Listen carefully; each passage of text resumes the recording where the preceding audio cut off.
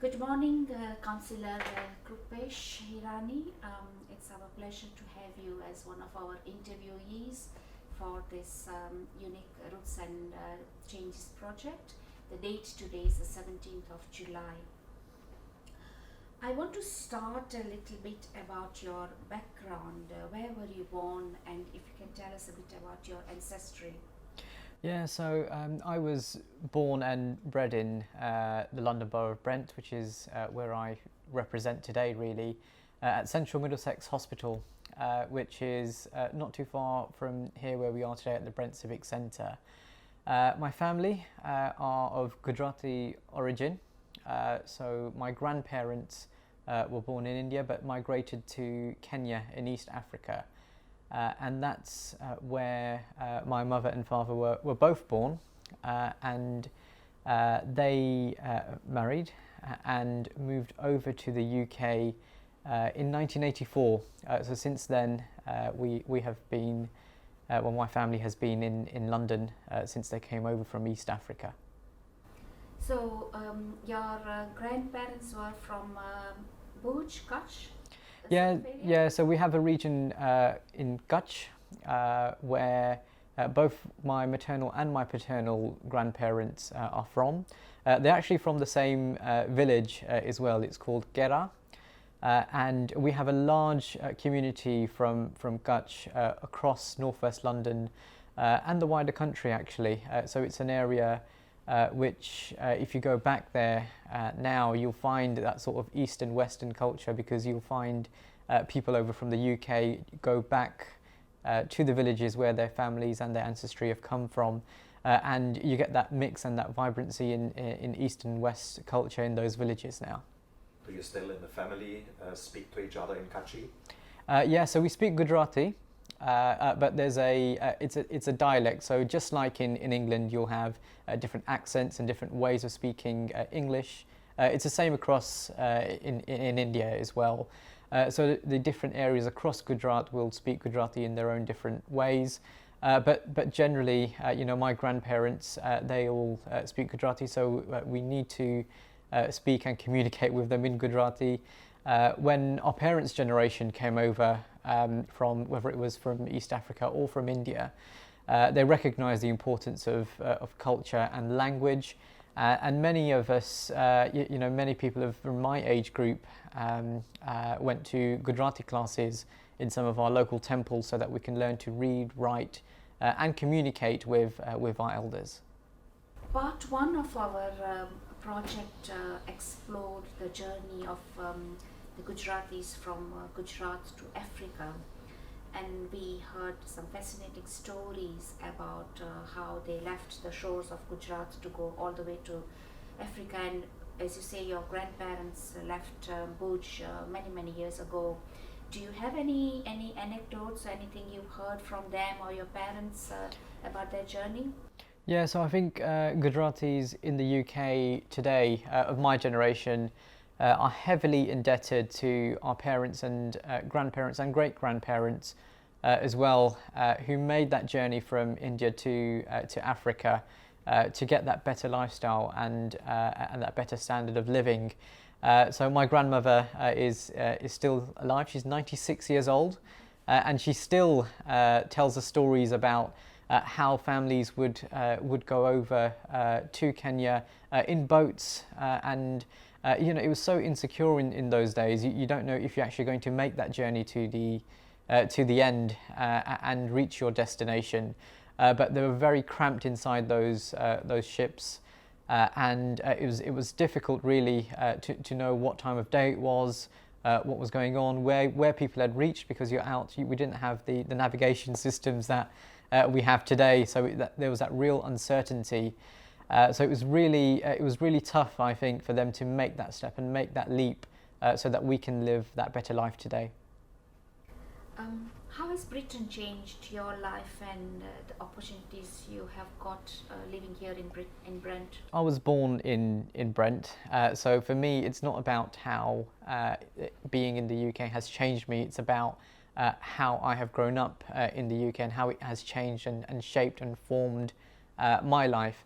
And I think Brent is such a wonderful and diverse borough that when you go to school, when you go to work in the borough, when you live in the borough, you get that mix, you get that vibrant community, and you're around people from a range of different backgrounds and a range of different communities. And you learn from each other, but most of all, you learn to respect each other. And in that it's reciprocal. So other people respect you as well, regardless of your background and where you have come from. And I think there's just that much ease in the community where people can live side by side and work side by side with each other and respect one another. How would you define yourself with your ancestry growing up in this country? So I describe myself as a British Hindu. My family are also religious minded as well. So they come from a Hindu background. When I've grown up, as I've grown up in the UK, I have lived throughout visiting and worshipping at the local temples across Brent, across northwest London.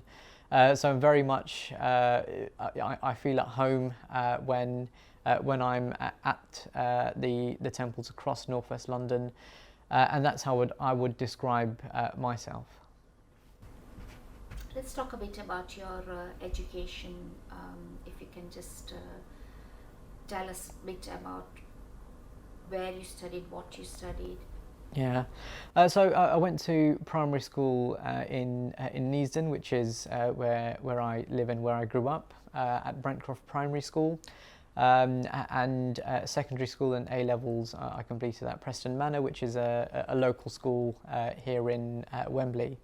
And following on from that, I think I was really inspired by one of my teachers who really pushed me, encouraged me to do what I wanted to do going forward. And I managed to get a place at Nottingham University studying politics.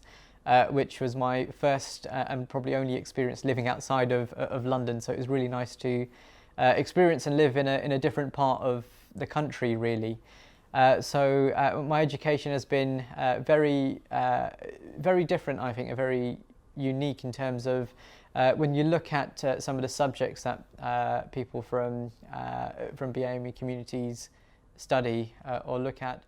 Politics isn't really at the forefront, but it's great to see more people now actually reaching out and branching out to other sectors in the economy and also studying what they want to study and making a lifestyle and making a living out of what it is they really want to do. You hail from a humble immigrant family and background, and you studied it in state schools in Brent. Do you feel studying in the state sector helped you understand the problems faced by society better than if you were from a very privileged background? I think what you find is that when you being state school educated, I think it just means that you are growing up and living and studying really with people that you live around. I mean, the system in the UK is based on catchment areas largely, so you go around school where you live, and also people around you, they go to the same school as you mostly. So really it just helps you formulate and shape your life, and it just feels real to me. So it's just about making sure that you can live and study and be with your local community, not just before school but after school. One of the things that I remember is actually that journey home from school and that journey to school, and the people that you're with all day. You're walking home with a parent or guardian. So it just creates that closeness in the community. And many of the people that I went to primary school with, I still see, I still remember. Later on, as technology's moved on, we've got social media, so we find that chance to connect with them through social media as well. And it's interesting just to see how people are doing, and that connection that we can still have 20, 30 years on. It sounds like what you said, that you undertook a a subject like politics, which is very different from what the general Gujarati population takes. But it seems your journey into this political life started from a very young age, and you were involved with was it the British Youth Council or something? Tell us, did that shape your future career path? Yeah, so I mean, when I was studying for A levels, that's probably when I started to look deeper into politics. I was actually academically I was quite good on the maths and statistics side. So actually for A levels, my chosen subjects were economics, maths, and politics. So two of them very similar if you look at the maths and economics side. But then I really started to grow a passion for politics after learning more and reading more about the system in the UK, how it works, and actually how it's not just people kind of speaking in Parliament or in public about policies, but actually what they're talking about makes a real difference to people's lives. If you look at things like education, like health, even things like roads and transport and policing as well, what decisions and what is said in those chambers actually has a real impact for people in their day-to-day living. So when I started to think more about actually what is it you can do and what can you achieve, then you start to feel actually I want to be a part of that, and I have some ideas, and why can't I be the one that's putting those ideas forward and advocating and pushing for change. So very early on, I mean, after I graduated from university, I started to look for opportunities. What can I do? And I was involved with the British Youth Council, involved in campaigning on issues that are really important to young people. And at the time, we looked at things like the representation of young people in the media. So finding that actually, when you looked at what the media were reporting, it was far easier to find examples of negative reporting of young people than positive, and a lot of that is still true today. And another campaigns we looked at were things like equalising national minimum wage, because we had different rates depending on what age you are in terms of what you're paid for work, and also the voting age. So I still strongly believe that people from the age of 16 should be able to vote. If they can take part in other activities, if they can join the army, for example, why are they not allowed to vote and have a say in choosing the politicians that decide whether they go to war or not? So really, there are issues that I think that I was passionate about, that resonated, that the British Youth Council were championing, and I was glad to be a part of that to help them campaign. So were you, as a youngster, did you have the same feelings, or is it a little bit what you're telling us now, the perspective of your work here in the council as a politician? Yeah. So, or is it, you know, some people they get into politics because of their own circumstances. Was there something like that? So I almost see how my development has happened in politics as in two different parts, really, because there are issues that you are passionate about at the national level. So you find that, so when I was campaigning on those issues for the British Youth Council, actually those are issues that are relevant to every young person in the country. But as I started to get deeper into it, I joined the Labour Party, and I started to look at what was happening in my local area as well. And growing up in Neasden, I felt that actually I wanted to do something for the area that I grew up and live in. So I started to get more involved, and then started to actually get more involved with my local party. And then I started to look around at what we had around us, and I felt actually there should be more happening. There should be more resources put into places like parks and open spaces around where I live, or the standards at the local schools need to improve, or the town centre actually needs a lot more investment and actually needs a bit of attention in terms of policing to look at the crime and antisocial behaviour in the area. So that's when I started to actually look more at the local and how it can immediately impact those who are living around me, as well as myself, to be honest. Why Labour Party? So generally, if you look across the world, there are two lines of thought or two lines of politics across the Western world. That's left-wing politics or right-wing politics. And generally, in terms of left-wing politics across the world, really, you'll have parties that believe in that distribution of wealth, that fairness, that justice, equality, and the fact that actually the state has a role to play in supporting people and shaping their lives as well, and intervention is needed when when it's not possible to get that equality and justice across society.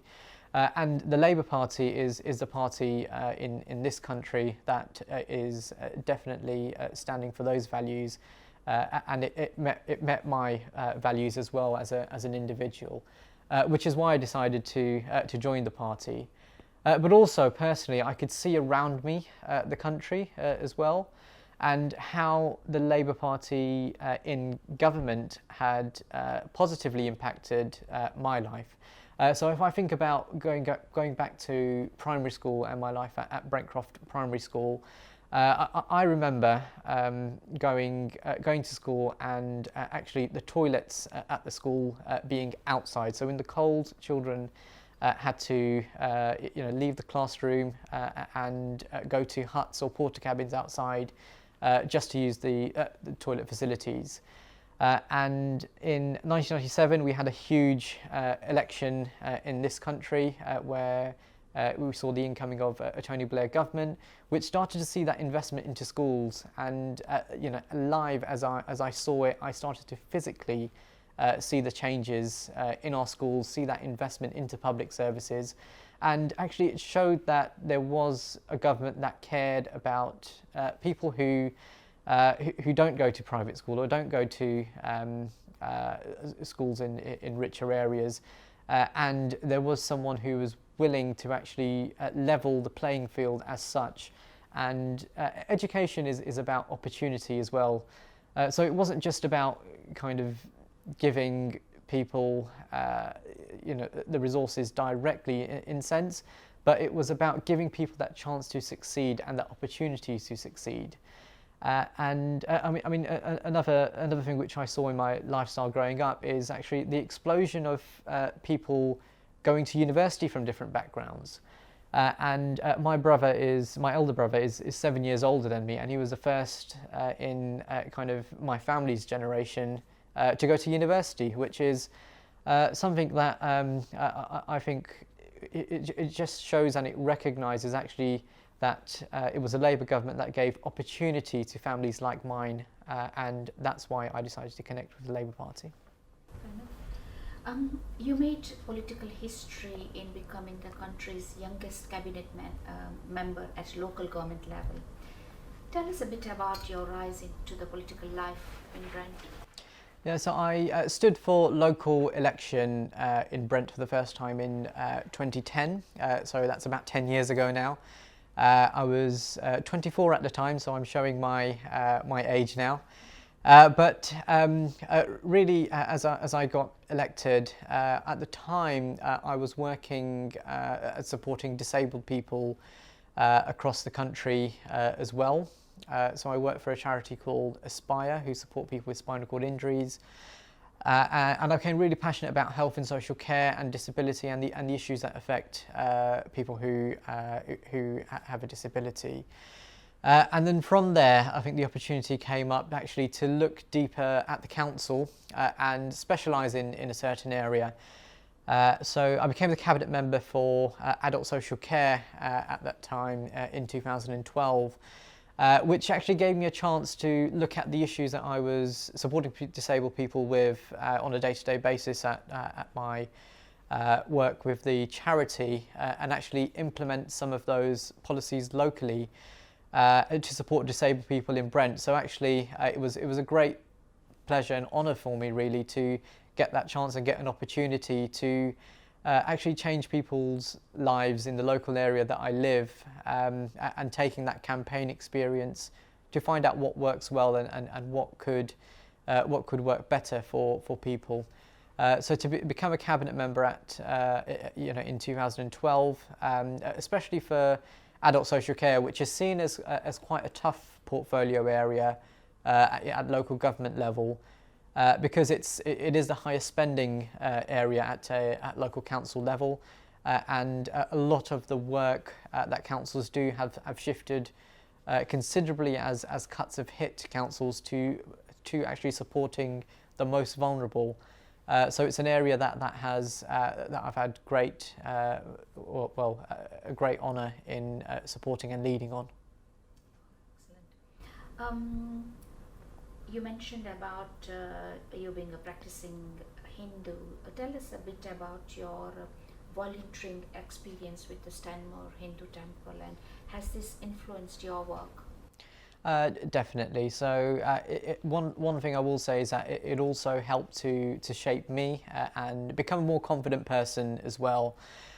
So my father actually was a trustee at the Stanmore Temple, which is in the London Borough of Harrow, actually. So next door to where we are in Brent. And I volunteered extensively there, whether it was just helping and supporting in the kitchen, at community events, or also in helping with things like decorations for festivals. But as I kind of grew more into politics, the temple asked me to help and support them in helping out when we had key visitors or key politicians, or also to have key campaign asks for local issues that the temple wanted to resolve. So actually it helped me grow as an individual, and also helped me to gain that confidence. But it was actually all embedded within the local community as well. So it's been great. I still worship at the temple. And it has really shaped my life, and also continues to play a strong role in mine and my family's life. You are currently overseeing Brent's year as London Borough of Culture. What do you intend to achieve, and how would you like the rich cultural heritage of the Gujarati community be showcased during this year's celebration? Well, Brent is, we've mentioned it time and time again about its diversity, but one of the things about Brent is that we want the world to know about it. So one of our main aims and objectives from the London Borough of Culture was to amplify the voice of Brent, and make sure that it's an area that people know about across the world. And we've got great heritage across the borough. We've been including all our local stakeholders in the London Borough of Culture. So if you look at our opening event, Rise, which was in January to launch the Year of Culture, we had a fantastic story played out on stage here just in front of Wembley Stadium, which really involved the local community. We had a piece which was from the Neasden Temple, for example, who were able to tell their story of coming into the borough. It was a real celebration of migration and the different communities we have in Brent.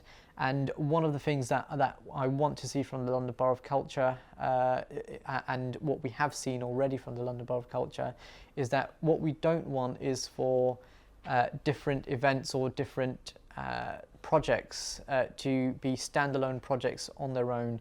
We don't want projects where we have Gujarati projects just for the Gujarati community, or Afro-Caribbean projects just for the Afro-Caribbean community, and so on and so on.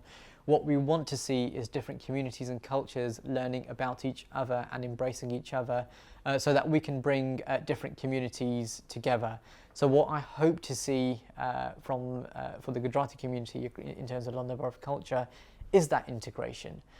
So it is that mixing with other communities, but also making sure that other communities recognise the story and the journey of the Gujarati community, which is what this project is about, with the archiving and making sure that we capture those experiences from Gujaratis living in Brent today, and really make sure that we celebrate, that we embrace, and together we learn to appreciate each other's cultures as well.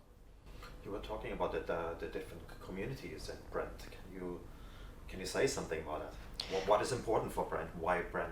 Yeah, so I mean, Brent, as I, you know, I'm obviously biased because I live and I grew up here.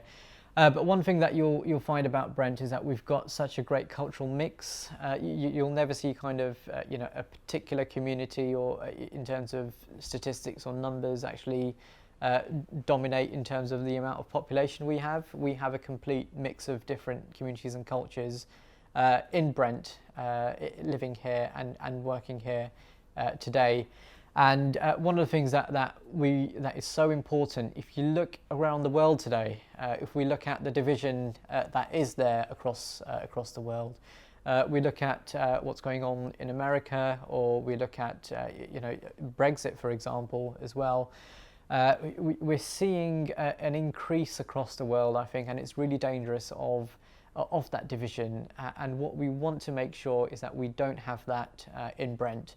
And the only way to achieve that is to get people together and also make them understand and recognise each other. And I think we probably take it for granted if you've grown up and lived here in this country, going to school in this country, where you know, someone's sitting in a desk next to you and actually you don't really care where they've come from. They're studying the same books as you. And they're in the same classroom as you, learning from the same teacher as you. But actually, it's quite easy as you grow older for some of those divisions to be inserted and to creep up. And what we want to do is combat those negative influences and show the positive difference that different communities can make, and that it's a positive thing to be celebrated. And culture can be described as the glue that can help to bind all those different communities together. But again, could you outline a little bit about the different communities who live in Brent? Yeah, so we've got a great story to tell in terms of the communities that have come through to Brent. So very early on, I think the first migrants that came to the UK would have been to Brent. We've still got a high Irish community in the Kilburn and Dollis Hill areas around Cricklewood. Around the 70s, obviously 70s and 80s, we've seen continually with the Windrush generation who have settled and decided to call Brent their home. And in the 80s, you saw particularly a huge wave of migration from East Africa, from the Indian community, where things were very unsettled in Kenya and in Uganda, and you saw a wave of migration towards the UK.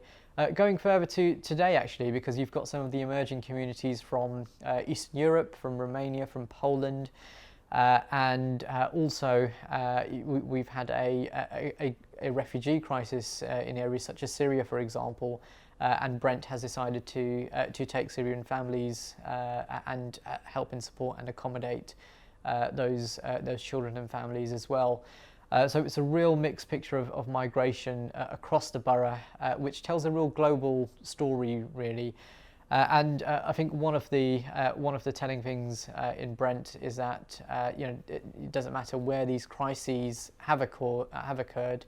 You know, in the 90s we saw a spike in loads of people coming from Somalia as well. Brent has made sure that people can safely live in the borough and call it their home, and people have settled here and have stayed here, and I hope that cohesion continues to go on in the future. You just previously, I think you wanted to show the diversity as something positive. Could you a little bit talk about that? So one of the things that's really struck home during the London Borough of Culture is actually something that came from one of our community advisors, who described actually Brent in a nutshell, really. So they described themselves sitting on the upper deck of a London bus, going from south of the borough to north of the borough, and in that same journey they could pass churches, temples, mosques, community centres, and obviously the commercial outlets, the shops, the local town centres. Actually, it is quite humbling to actually see all the different range, all the different parts of the world in one place in Brent, and to see it as a positive. You know, we live in Brent as a community peacefully, and when you see areas across London or across the world where in the past we've had issues such as riots on the streets, Brent seems to stick together, and the community seems to stick together as well, and combat some of those negative aspects that we see elsewhere. And I think part of that has to be because actually we're just used to seeing that difference and embracing it. And what we hope to do in 2020 as a Borough of Culture is actually celebrate and embrace that, and also give that chance and opportunities to bring communities further together. Our project is focusing on the roots and changes in the Gujarati community. How do you feel Gujaratis have contributed to Brent? So in a great way. I mean, one of the things that we've celebrated for our Year of Culture, for example, was the Grundwick strikes led by Jayaben Desai, who's a great Gujarati pioneer from the borough. And in our opening event, Rise, we featured heavily because actually what that strike did was it set the way for migrant workers and their rights across the country. And we can find ample examples of Gujaratis in Brent who have taken action, but also that's led to national change and the way that the whole country works in general. Also in the world of business, for example, so the contribution made in some of our town centres and also some of the large businesses across the country, especially at the moment around the construction industry. You'll find that actually a lot of those are led by Gujarati families, and these are small businesses that have just grown and expanded as the years and decades have gone along, and many of those businesses have been passed, to other generations within the same family. So I think the economic contribution as well as the cultural contribution from the Gujarati community is something that we've seen in Brent, and its roots come from that upbringing, that family cohesion, and from the areas that the Gujarati families have come from. You talked briefly about hate crime in Brent, and recently there have been lots of press reports about that. What is your stance and opinion about these hate crimes? Yes, I mean, so hate crime is on the rise, I think globally, so not just here in the UK. And part of that is because obviously those differences being highlighted or exploited almost by even some of our media channels here in the UK. And Brent is not immune to that as well. So I remember a couple of years ago we had an example of anti-Semitism here in Brent, where we had Nazi graffiti sprayed in the Dollars Hill area on the pavement and on some of the walls. And I think for me what's more important is how we react as a community to that. And on that example, what we found was that actually the community held a vigil and on that day scrubbed the graffiti off just to say that actually this was not acceptable in our neighbourhood. And there was a show of solidarity from residents and the community that, whoever this person was or who this group was, this was not acceptable in our neighbourhood. So I think what's more important in terms of our Brent community is that when those incidents do happen, that we stamp it out and we show a stance against it, and we're firm and we call it out. And I think for me, for the Gujarati community as well, it's important that we show our solidarity when those events do happen. So anti-Semitism should not just be an issue for the Jewish community, or Islamophobia should not just be an issue for the Muslim community. but equality should be the value, and social justice should be the value that we all take up as an issue, and we should support everyone when they do experience those injustices collectively. Were there any conflicts between different communities in Brent? There will always be tensions, but I think our role, so me as a politician also, is to bring communities together. So I'll give you another example, I think. So last year there were really heightened tensions with the community when we look at what's happening in India and Pakistan, for example, with the Kashmir situation. And naturally, you'll get people from the Indian diaspora who are passionate from the Indian side, and people from the Pakistani community who are passionate on the other side, because it is a really tense community issue. And those tensions, you can feel it flare up. And it was around the time when we had the Independence Days for both nations as well, because they come on the 15th and 14th of August. And here in Brent, what we decided to do was actually hold flag raising ceremonies for both countries. So it was a way of us as local leaders, at least. We can't control the situation, what's happening now hundreds of miles away. But actually what we can do, and what we should aspire to do, and what we should absolutely try to do, is bring those communities together, so that we recognise actually we're in the UK and we're living side by side with each other. These difficult issues do happen across the globe, but actually, we live, we work, we study, we are with each other all the time. And if we divide over these issues, then actually we won't be able to live peacefully and harmony within the community that we're in today. So what I hope to do, and it doesn't matter if it's India or Pakistan, or if it's different countries over conflict at another time, our role as civic leaders is actually not to bring those tensions here, but it's to actually diffuse them and actually support communities and bring them together here in the UK. You talked a lot about how the Gujaratis came to Brent in the 70s and 80s from Africa, and now they've been here almost 40 years. What changes have you seen in Brent over these last 40 years? I think it's that integration really, and the fact that maybe the mainstream is recognising that Gujarati community as well. So when I talk about integration, I can probably talk about myself, to be honest, as well, and how my career in politics has transpired. So you're seeing Gujaratis in prominent positions, not just in politics really, but across business and across London and the UK. So you're seeing that integration, and you're seeing people actually settling in and getting that recognition and getting into those key roles and positions in every walk of life really. And then also, secondly, I talked about actually the mainstream actually recognising the Gujarati community as well.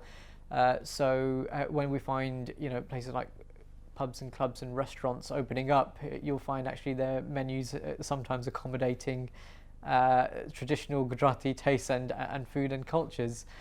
So it's not just that you'll find that you'll go to a certain area and you'll find Gujarati shops there. You're finding places and you're finding items on those shop floors and on those menus in commercial restaurants in prominent places. And yesterday, actually, we were at an opening of a new coffee shop called Chaiwala, and Chaiwala means in India it's a tea cafe basically. And we're used to seeing in India people going around in tea carts, bringing tea to customers in the local area. But this shop opened on a high street on Kingsbury High Road, and they're opening up across different areas across the country, and I think they've got one opening in Knightsbridge soon as well. So it's not that we're just seeing these small shop outlets from our community just out in certain areas, but actually it's coming out to prominent locations so that it's not just tailoring for a certain Gujarati community, but actually all communities are experiencing those products and that culture. You mentioned the word integration. Does it mean the immigrant community has to move in the mainstream or the host community, whatever that means? No, definitely not. So I think it is about the merging of some of those values as well, and that recognition that different communities and cultures bring their ideas and values to the communities they settle in as well, and that needs to be recognised. You don't just switch off where you have come from. Both sides need adapting. It's almost like marriage, isn't it? You need to make compromises. The other side needs to make compromises, and hopefully at the end you achieve something better than it was at the beginning. What kind of, we talk a lot about integration. Fair enough, we have integrated so well, but how have we changed the British society? So hopefully, I think if we look at our values, and I go back to a lot of the work that I was doing with the temples, some of those values about togetherness, non-violence as well. It sounds basic, but actually it's a key core value of Hinduism and in Gujarat as well. And also that respect for one another as well. So we have brought those values with us, and we see that in the way that actually we live in the UK as well, and in the way that services are delivered. So you'll find that many in the Gujarati community live in multi-generational households, for example, and looking after your parents, looking after the elderly is seen as a key and core tenet of what we do in terms of our culture and tradition in Gujarat. And we're starting to see some of that actually recognised in this country as well. So when we look at what's happened with coronavirus, for example, there's been a huge focus on supporting, caring for the vulnerable, for the needy, for the elderly, and also making sure that as a community, as a society, if you know that someone is living on their own, making sure that you check up on them, making sure that you get any basic shopping or medication for them, so that they are able to live and fulfill their lives during this troublesome period as well. That means immigration as such is rather an enrichment for the society. Yes, so definitely. So I would. There is a lot of negativity. In many areas and many countries, they discuss it. It's a challenge for us, for the society. But you just say the opposite. Yeah. So I mean, challenges are there to be met. So when I talk about integration, both sides have to adapt, and you need to recognise that actually that integration does bring about positive contribution to your local area as well. And it's not just about the area that you live in, but actually it's the wider economy as well, and it's the wider way that the country moves as well. And everybody decides to come here for a reason, and hopefully that reason is positive. No one has in their mind that they will leave and upheave and their situation and their family for no particular reason and come here for no reason. You have to believe that people have good intentions when they want to live and commit to being here in our local community, and we should actually accommodate that. So we shouldn't see it as a negative thing or as a negative challenge. Challenges can be positive too. And we need to make sure that as a society we can take their experiences. Everyone brings something different to the table, and we should be able to take and embrace that, and hopefully get something positive out of it. Can you give us an example of challenges? What you have to work with? Yeah, so I mean, depending on where people have come from, they have certainly in terms of local services, we see it every day as well. So every area, every country has a different way of living and organising. The mundane things that may seem so little, like sorting your waste or sorting your bins and how you recycle. But actually, for us, it's about recognizing that and giving that education so that people can integrate, so that they know what to do, what the standards are, what the laws and regulations are in this country, and hopefully they can accommodate and be part of the society here today. Adaptation also means changes that we have seen over decades over this country when it comes to buildings, for example. So when I grew up in Brent, I regularly attended the Willesden temple, and beforehand the temple used to be a traditional Christian church. And at the time, there'd been objections about converting churches to temples, for example. But actually, if we look now, decades on, look at the positive contributions that temple has made to the local community. Even during this coronavirus period, they were providing food parcels to hospital staff and vulnerable people across London. And you find that actually, if we adapt and we learn to embrace, actually we can actually contribute and provide something positive for local areas. And change or challenges don't have to be negative. It may feel different, but actually there could be something positive that comes out of it. We wanted to talk a bit about Ealing Road and how it has changed the whole setup of Brent with this immigrant community. You have early on you talked about this bus journey through Brent or through West London. Maybe you can talk about this Ealing Road. What is something mystical there when you walk along and see the people and see the shops and everything? No, Ealing Road is a very special place, I think, traditionally for Gujarati and Indian families here, not just in Brent to be honest, but all across the UK. It was seen as a place where you can get your goods and groceries and clothes and food, just like it is in India. So it felt very home to lots of communities all across the country who had an Indian or Gujarati heritage or background. And going down the street today, it is still continually changing. You're still seeing some of those more traditional shops come in, and now you're seeing some of those shops and restaurants opening with that modern twist as well.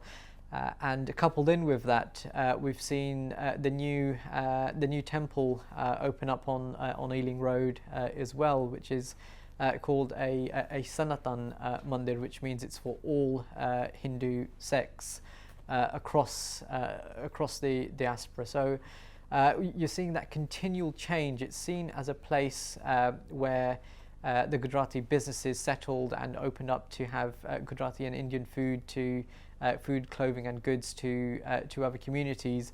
But actually it's now a lot more universal than that. You find all communities going to Ealing Road and actually being comfortable with the shops and restaurants there.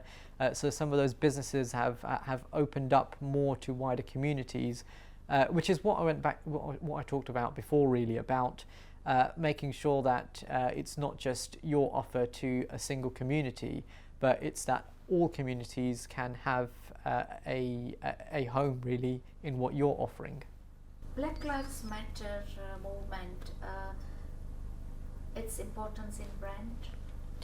So Black Lives Matter is an incredibly important movement globally, but here in Brent as well.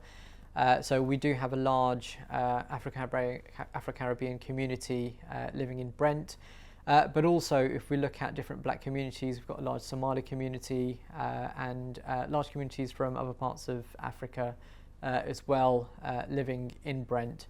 And what we've seen in America with George Floyd and the injustices in the system, I think we shouldn't be complacent in the UK, and these incidents, however large or small, are still examples of racism and institutional racism exists also in this country. And in Brent, so we have supported the black community throughout this and created an action plan, really. So what we didn't want in Brent was another review, because a review just leads to another review, and actually we've had many reviews in the past, and actually now is the time to actually take action. So we've consulted with black community leaders across the borough to draw up a community action plan which has come from them directly, so that all the different parts of the council and different sectors across the public sector can actually start to look at their policies and make sure that they are being equal and treating others equally throughout this. And also I'd like to probably reflect back on the point I made earlier about making sure that this is not just an issue for the black community or black people. This is something that I think that even the Gujarati community should be supporting, because some of those injustices and some of what we're seeing in terms of the inequality is stuff I think that that any community can experience at any time, and we mustn't be complacent, and we should always show solidarity to those who are experiencing trouble at their time of need. Did you experience racism yourself? Personally, I don't think I've ever experienced much that's affected me. I have had people when I've campaigning saying racist things quite openly. Obviously not Labour supporters, but more probably fascist or BNP supporters. So you do get abuse on the doorstep when you are out, because as I said, those divisions and tensions are there, they're being exploited. For me, these are the amount of times that this happens compared to the positive experiences is quite minimal. So I do take things into perspective and do feel that actually when it does happen, it is out of ignorance and people not knowing much better really about what you stand for and what your values are, and what different communities can bring and offer to people. But also what I do experience is maybe not racism towards me, but people saying racist comments about other communities as well. And for me, it is about being firm and stamping that out and calling it out as well. So when you hear people saying things that are anti-Semitic or Islamophobic, although I'm not Jewish or a Muslim, I should treat it as though I'm being offended as well, because one day someone could be saying something about my community, and I wouldn't want anyone actually just taking that at face value and accepting it. So racism is still there in this country. It hasn't gone away, but it's just shown in different ways than maybe it has been in the past. And social media has exposed it a lot more as well, and technology means that we're able to film these incidents when they happen. So the George Floyd example is one where people had been talking about police brutality for many years, but actually it's been caught on camera now, so there's no escaping it, or there's no question about are they lying, or are they saying something wrong, or trying to evade the issue. So I think it's still there, and we need to make sure we continue to battle it. Did you discuss any measurements towards the police force in Brent, how to treat racism? Yeah, so to be honest, it's something that the Met Police are completely aware of, given what's happened across the globe. So in terms of the local approach or the council's approach, the Met Police is a function that is not controlled by the council, but we work closely with the Metropolitan Police, and they are increasingly aware of the tensions that are there in the community, and to be fair, have adapted their practices as well, especially in the current time. But we want to make sure that continues, so all of those negative practices towards that we have seen towards different communities, such as the targeting of stop and search, for example, We just need to make sure that it's not that they're treating people differently because of the heightened sensitivity, but they need to make sure that that alertness or that sensitivity continues even when if it does get to the stage where the media is no longer concentrating on issues like Black Lives Matters. They need to make sure that they're still looking at it as if they've got a close lens on them, so that they take these issues seriously. At a very young age, you have reached the pinnacle of a political career, but you still have got so many years ahead of you to do wonders. I don't know what's happened with the London Assembly elections. Have they happened, or you're a member of the London Assembly now? No. So in earlier this year, I was selected by party members, Labour Party members living in Brent and Harrow, to be their London Assembly candidate in Brent and Harrow, which is a real honour for me because, as I said, I've lived and grown up in Brent, and I've worked and volunteered in Harrow all my life, so it feels very local to me, and my motivations there were completely local. And I wanted to make sure that I was there to improve the services that are around me for me and the communities that I have grown up with all of my life. Those elections were due to take place in May 2020, but all elections have been postponed until next year, May 2021. So those elections will still take place. I'll still be the candidate, but they will be in May 2021 rather than May 2020. What will you change when you're elected? I'm sure you will be elected. Yeah, so I've got some hopefully excellent ideas to really take forward and make sure that the community is represented. One is that importance that I want to place on young people. So if we look at what we've seen across this country over the last decade, really, with the trebling of tuition fees, the cuts to education maintenance allowance, and also Brexit, to be honest, because young people were very much against Brexit. It's easy for young people to feel that actually politicians don't care, or the state doesn't care, or the government doesn't care. So one thing that I do want to do is introduce Brent and Harrow's first young people steering group, and my idea for this is to have a collection of young people who are there to actually report back to. So when we have policies going through the mayor's office or even through government or local government, I have a reference group to actually say this is what the council is planning, or this is what the mayor is planning, and survey those members and really get their ideas about what they want to change and what they would like to see happen in their local community, so that actually they have a stake and they are having a say in what is happening across their local area and across the country as well. So that's one of my key landmark pledges. The second is, I think, that idea of equality, and one of the things that I said throughout, even when I was trying to be selected as Labour's candidate, was that I would be a candidate for all communities. So recognising that yes, I am a British Gujarati Hindu, but also that when I go to represent communities in the council chamber or at City Hall, I need to make sure that I am also representing all communities in those chambers and provide a platform for them.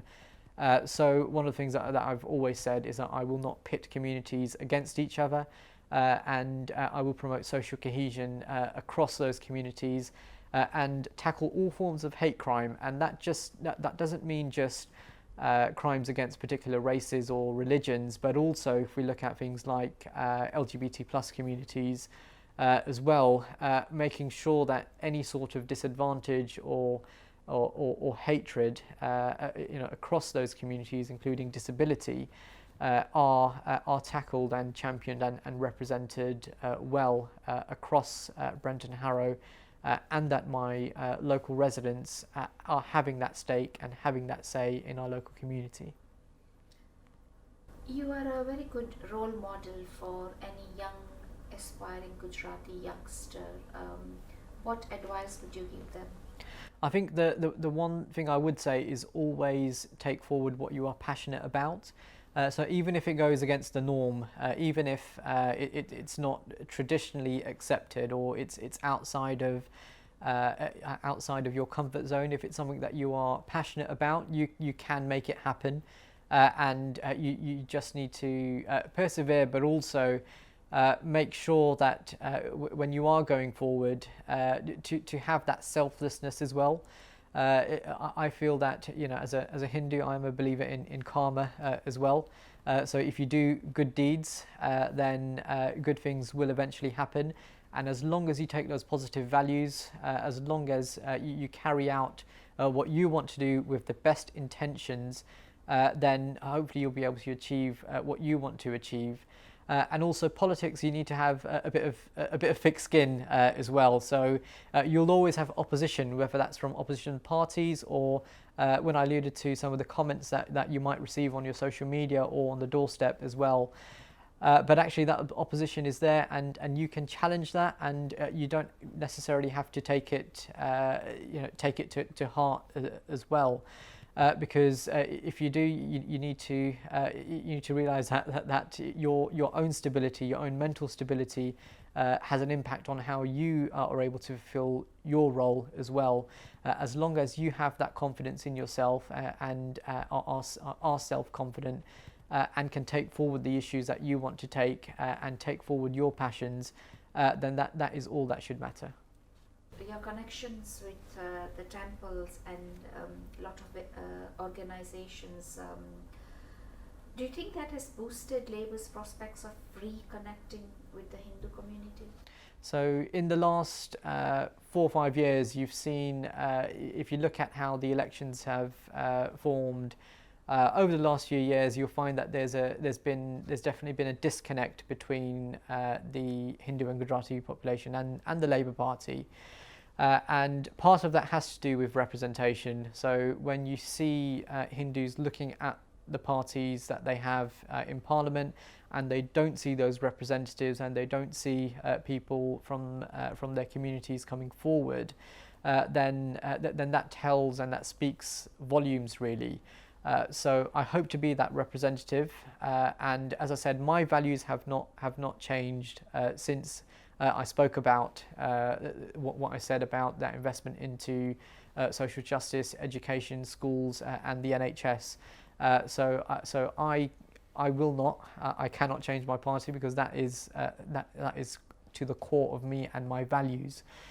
So I have a role to play, I recognise, in connecting the party back to the community, and for me, it is about listening to that community as well, and making sure that the issues that they raise are taken on board by the party and the wider party structures as well.